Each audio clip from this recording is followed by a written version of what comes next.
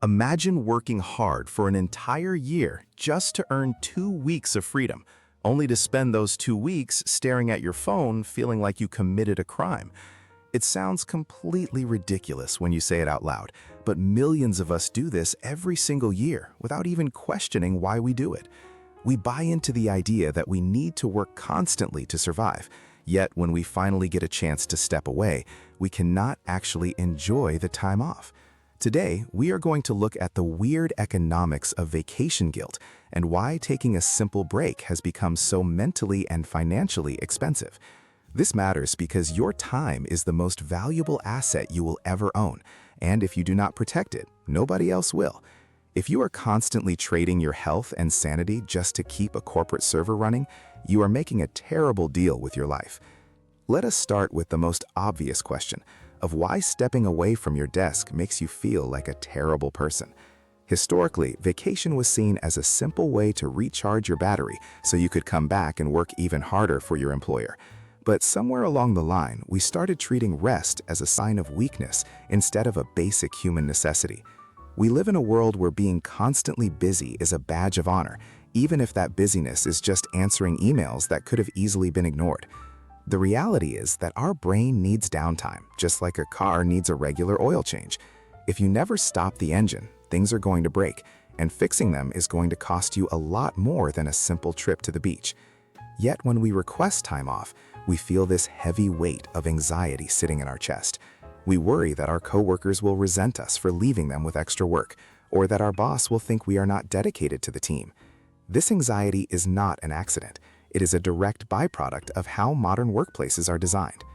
If you work in a modern office, you might have heard of a magical benefit called unlimited paid time off. This is a company policy where there is no set limit on how many days you can take off each year. On paper, this looks like the ultimate act of corporate generosity and a dream come true for employees who want flexibility. Reality had other plans, as it usually does when corporate balance sheets are involved. It turns out that when companies offer unlimited time off, people actually take less vacation than they did under traditional systems. There is a very simple financial reason for this that most people completely overlook.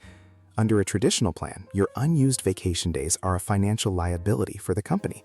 A liability is simply something that you owe to someone else, like a debt that must eventually be settled. If you leave your job with 20 unused vacation days, the company legally has to write you a check for those days in most states. But with unlimited time off, you never accumulate any specific days on the balance sheet.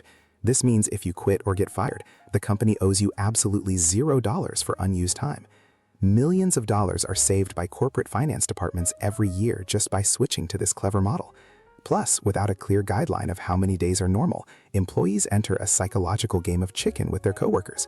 Nobody wants to be the person who took the most time off because they worry it makes them look lazy during the next round of layoffs. So we self-regulate ourselves straight into staying at our desks all year round without the company ever having to say no. Let's say you decide to ignore the office guilt and actually plan a trip.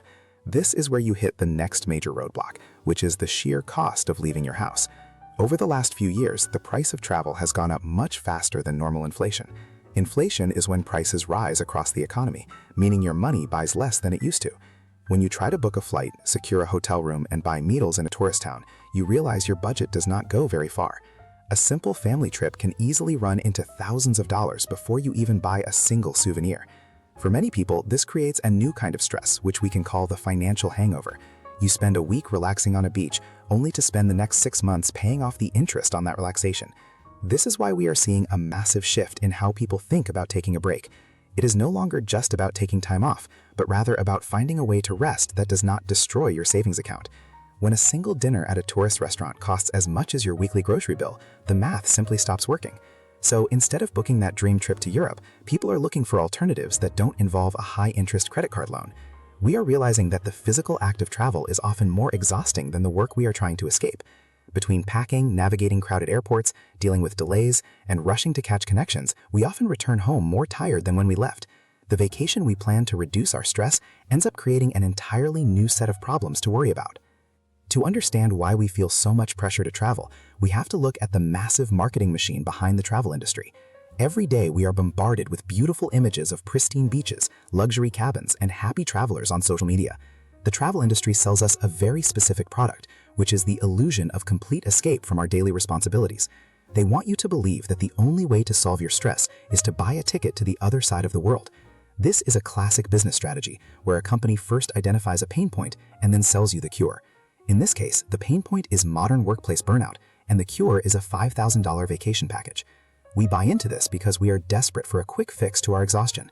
On paper, spending a week in a tropical paradise looks like the perfect antidote to working 60 hours a week. In reality, a temporary escape does not fix the underlying issues of a stressful job or an unsustainable lifestyle. It's like putting a simple adhesive bandage on a broken leg and hoping the bone will heal itself while you walk on it. Once the trip is over and you return to your desk, the stress comes rushing back within the first hour of checking your inbox. This creates a cycle where you work yourself to exhaustion, spend all your money on a temporary escape, and then have to work even harder to recover the funds. The travel industry profits immensely from this cycle of burnout and recovery, but your wallet and your mental health are the ones paying the ultimate price for this constant loop of escape and return. Breaking this cycle requires us to rethink what rest actually means and how we can build it into our normal lives. This brings us to the rise of alternative escapes, starting with the staycation. A staycation is when you take time off from work but stay at home to relax instead of traveling anywhere. At first, this might sound a bit depressing to anyone used to scrolling through tropical travel photos. We are conditioned to think that a vacation has to involve an airport and a passport to count. But staycations have a secret superpower, which is zero travel friction. You don't have to deal with delayed flights, lost luggage, or uncomfortable hotel beds. You also save a massive amount of money that would have been wasted on tourist markups. Every dollar you don't spend on plane tickets is a dollar that stays in your investment account or helps pay your rent. Another growing trend is the micro-vacation. Instead of taking 2 full weeks off once a year, people are taking long weekends closer to home. You leave on Friday afternoon, drive 2 hours to a state park, and come back Sunday night. This gives you the mental reset of being somewhere new without the massive financial commitment of a week-long trip.